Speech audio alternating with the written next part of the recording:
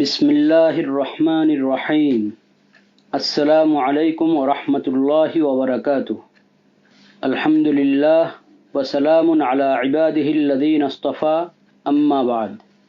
প্রিয় দেশবাসী, জায়নবাদী ইসরায়েল ফিলিস্তিনের নিরপরাধ মানুষের উপর, বিশেষ করে নারী শিশুর উপর যে নির্বিচার হত্যাযজ্ঞ চালাচ্ছে, একে গণহত্যা বললেও কম বলা হবে।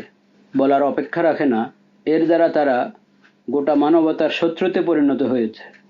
এমন অমানবিক পরিস্থিতিতে বিশ্ববিবেককে জাগ্রত করার লক্ষ্যে এবং এই বর্বরচিত গণহত্যা ও জাতিগত নিধন বন্ধের দাবিতে আগামী শনিবার 12 এপ্রিল প্যালেস্টাইন সলিডারিটি মুভমেন্ট বাংলাদেশের পক্ষ থেকে মার্চ ফর গাজার ডাক দেওয়া হয়েছে। দলমত নির্বিশেষে সবাই শান্তিপূর্ণভাবে এই কর্মসূচিতে অংশ নেওয়ার চেষ্টা করি। আল্লাহ তাআলা এই প্রচেষ্টা সফল করুন এবং কবুল করুন, আমিন। বন্দা মোহাম্মদ আব্দুল মালেক, শিক্ষা বিভাগীয় প্রধান, মার্কাজুদ দাওয়া আল ইসলামিয়া, ঢাকা।